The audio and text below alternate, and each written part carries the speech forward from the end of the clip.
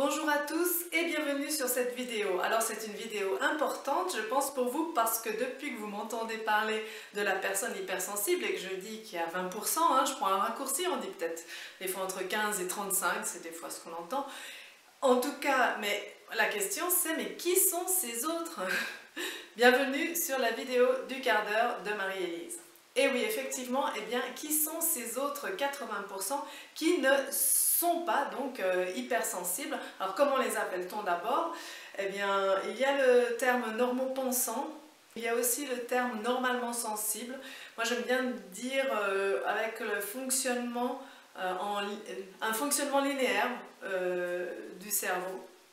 Je ne sais pas ce qui est le mieux. Alors ce que je vais faire dans cette vidéo, c'est déjà parler des objectifs avec cette notion d'hypersensibilité, où est-ce que personnellement je veux en venir. Je vais reprendre l'outil des intelligences multiples justement pour saisir un petit peu les différences. Je vais ensuite prendre deux points essentiels que j'ai déjà développés, donc c'est le fonctionnement du cerveau, linéaire ou arborescence, et aussi eh bien, cette perceptivité aiguë de son environnement ou une perceptivité normale de l'environnement et qu'est-ce que ça fait dans le monde autour de nous, quelles sont les conséquences. En parlant des neurones miroirs aussi, j'en ai jamais parlé vraiment, là je vais un peu en parler. Et ensuite, dans une deuxième partie, eh bien, je vais prendre un peu l'expérience que j'ai faite avec toutes les conférences et les groupes que j'ai organisés. Vraiment, ça marche vraiment très bien dans le sens où les gens qui viennent vraiment se sont toutes reconnues en tant que personnes hypersensibles et du coup, j'ai jamais d'autres personnes pour faire la balance et du coup, on a l'impression que c'est tout le monde pareil.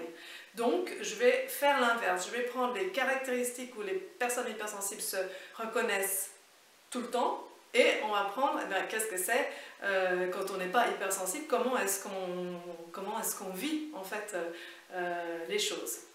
Je ne vais pas faire le parallèle avec les hommes et les femmes, mais je vous rappelle en tout cas qu'il y a autant d'hommes qui sont hypersensibles que de femmes. Il y a aussi autant de femmes normalement sensibles que d'hommes. Normal.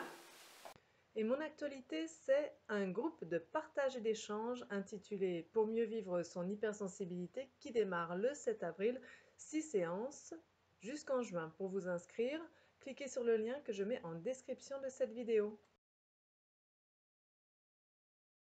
Pour quelle raison? Quel est l'objectif? Alors l'objectif, eh bien, c'est vraiment moins de souffrance pour la personne hypersensible quand elle se connaît, qu'elle comprend son fonctionnement et aussi moins de friction dans nos relations les uns et les autres.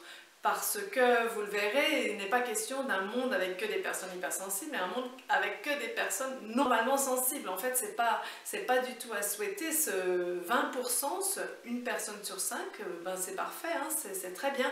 Et c'est vraiment ce mix qui est important de garder. En fait, il y a parmi les normalement sensibles des gens qui sont très sensibles et là la limite avec les hypersensibles va être fine en fait. Alors un monde avec seulement des personnes normalement sensibles, ce sera un monde qui va un peu manquer de vie et de créativité. Voilà, en résumé. Un monde avec seulement des personnes hypersensibles, ce ne sera pas un monde idéal non plus. Là, il y aura un petit peu trop de vie.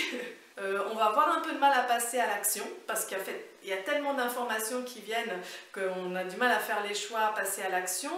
Entre les personnes hypersensibles elles-mêmes, il y a un risque de friction parce qu'on est accroché à ses valeurs et on ne veut pas en déroger. Alors, chacun restant sur ses positions, c'est quand même un petit peu difficile. Donc c'est vraiment pour ça qu'il y a vraiment besoin de ce mixte entre les personnes hypersensibles et les personnes normalement sensibles.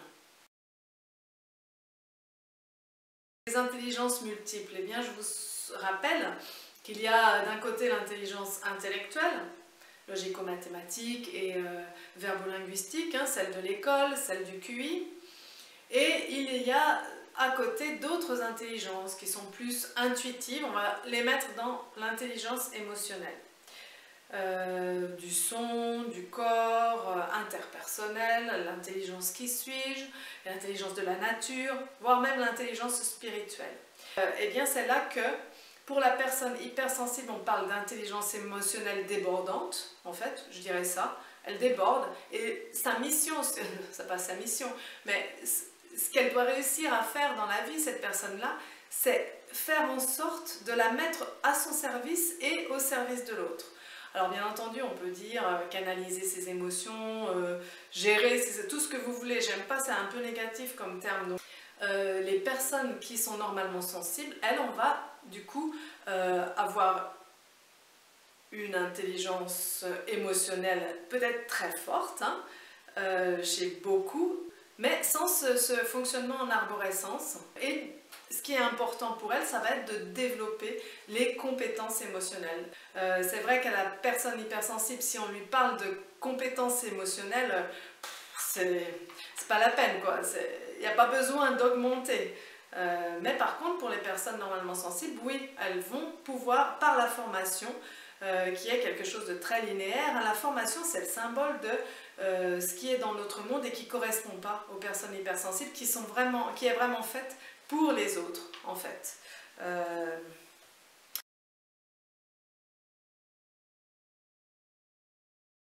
Les personnes normalement sensibles ont une perception de leur perceptivité normale de leur environnement. Elles perçoivent les choses avec leurs 5 sens, mais ça ne les submerge pas, en fait.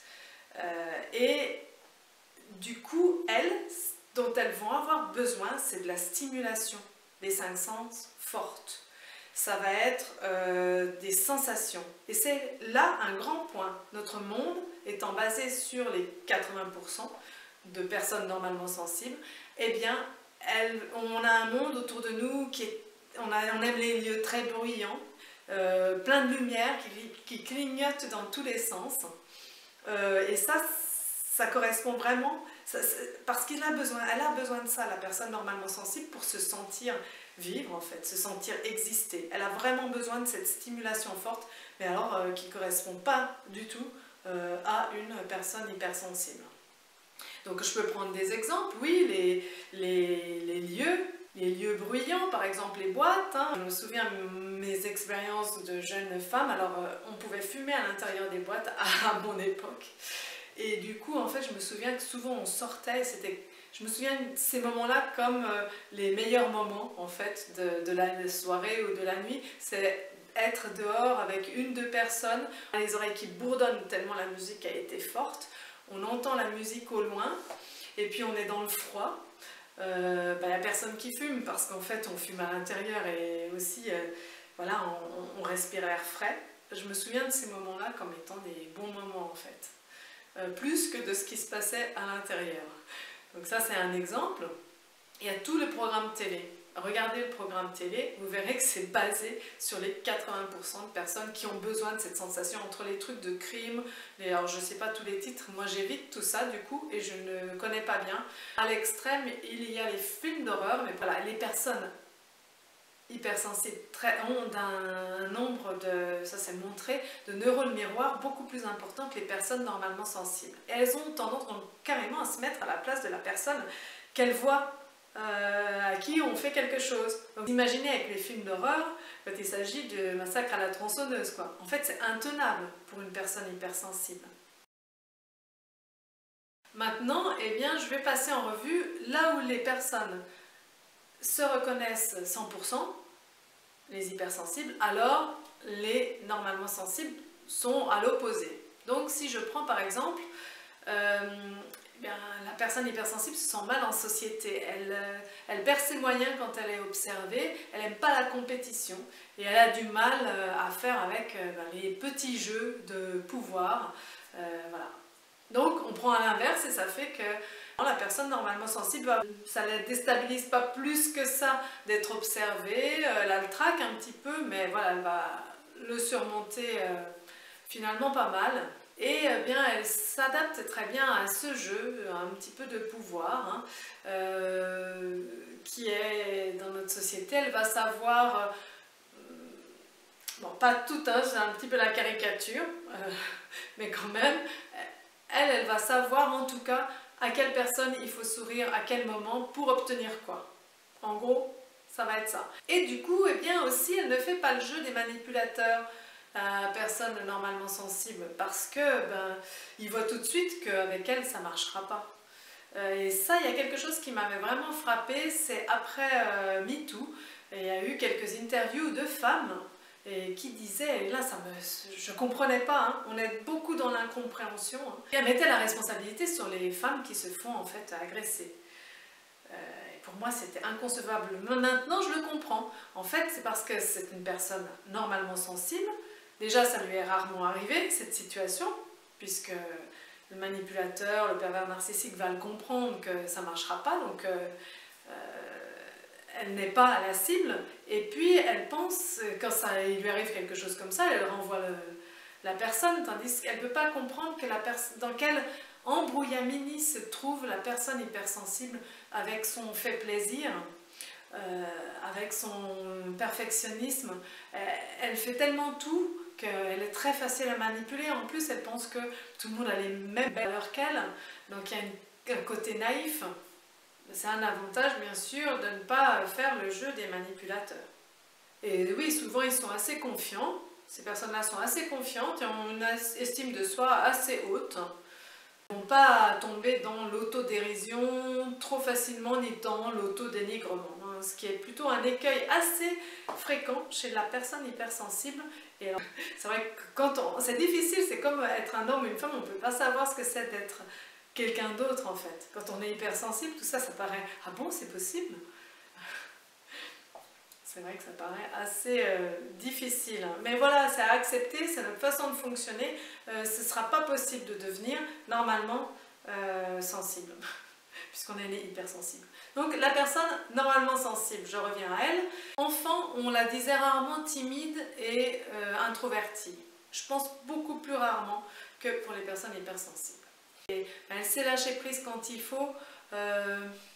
Elle va, du coup, mais bon, le désavantage c'est que pour se battre pour le climat par exemple, ça marche moins bien, forcément. Parce qu'il y a un moment, elle va lever le pied, elle va dire attends là, c'est pas la peine. C'est un peu, ça me fait penser à la chanson de Brassens, mourir pour des idées, d'accord, mais de mort lente, d'accord, mais de mort lente. Mourir pour des idées, d'accord, mais de mort lente, d'accord, mais de mort lente. Voilà, ça me fait un peu penser à ça. C'est-à-dire que, bien sûr, elle se révolte contre l'injustice, surtout si c'est quelqu'un de très sensible. Elle se sent concernée par le monde, mais pas au point de se sentir coupable si elle n'agit pas, par exemple.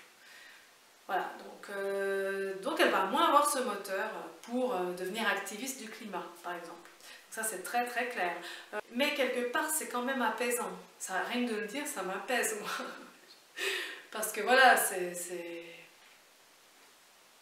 Mais, voilà, pour changer le monde, il faut quand même aller au charbon. Donc là, on a besoin de gens qui vont au bout de tout. Donc voilà, on a besoin vraiment des deux. On a besoin, voilà, des personnes hypersensibles qui vont continuer à se battre et à avoir les autres qui les suivent. Voilà, j'espère que vous m'avez suivi, que c'est plus clair pour vous maintenant. Qui sont ces autres. Si vous avez aimé cette vidéo, de mettre un pouce vers le haut, de la partager et surtout aussi de vous inscrire à ma chaîne YouTube, de vous abonner à ma chaîne YouTube. Merci, au revoir.